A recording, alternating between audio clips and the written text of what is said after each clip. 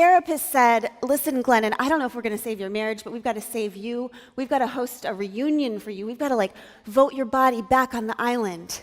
And I said, that sounds really hard. Do you have any more pills? And she said, no more pills, Glennon. We're going to do the work. We're going to do the work, Glennon. So,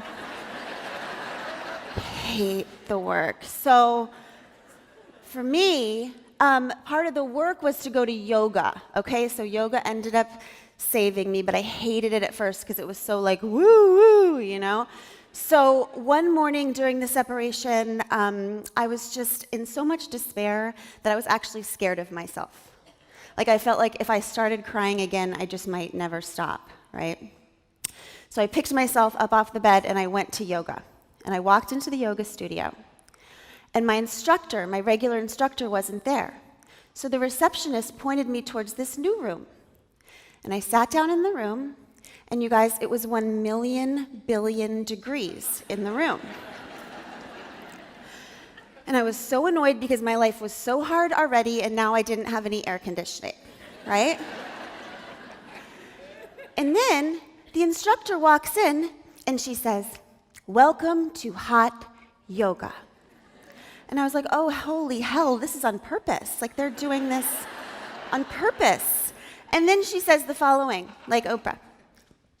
Now we are going to set our intentions for the class. And I'm like, okay. So the first lady, okay, on the most no good, very bad, terrible day of my life, has the nerve to say this sentence. My intention is to radiate sunlight to all sentient beings.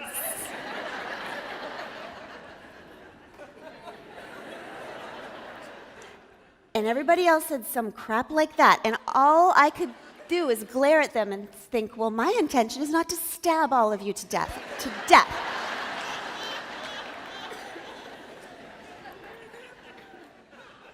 But when they got around to me, I was already crying, and I said, look, my intention is just to stay on this mat and try to handle whatever is about to happen here without running out the door.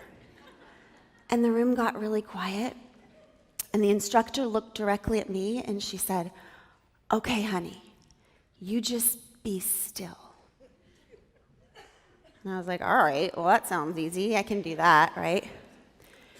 But you guys, it wasn't easy. It was actually 90 of the hardest minutes of my life, because what I found out as I sat there is that I'd been running so hard and so fast to avoid the confusion and pain of my past and the white-hot rage and shame of my betrayal and my terror for the future of my babies and my family and myself that I hadn't felt any of it, right? And so for this 90 minutes, I just had to sit there and surrender to all of the pain and fear of all of it. And I think it was the first 90 minutes in which I allowed myself to feel what it means to be fully human without running out the door. It felt like it might kill me, but it didn't. And we got to the end of the yoga class, and I was just laying on my mat, and I was just soaking wet from tears and sweat, like it had been some kind of organic baptism. And the instructor walks over to me, and she leans over into my ear, and she says, honey, what you just survived, that was the journey of the warrior. And I thought, oh my God, yoga is so weird. What? God. Ever. So I just got my mat, and I got into my van, I drove home, and on the way home, you guys, I had this crazy deja vu moment. So I picked up this book off my coffee table that I'd been reading, and I flipped open to this page. It was a book called When Things Fall Apart by Pema Chödrön. And I opened up to this page and read this paragraph. If you can sit with the hot loneliness for 1.6 seconds today, when yesterday you could only sit with it for one, then that is the journey of the warrior.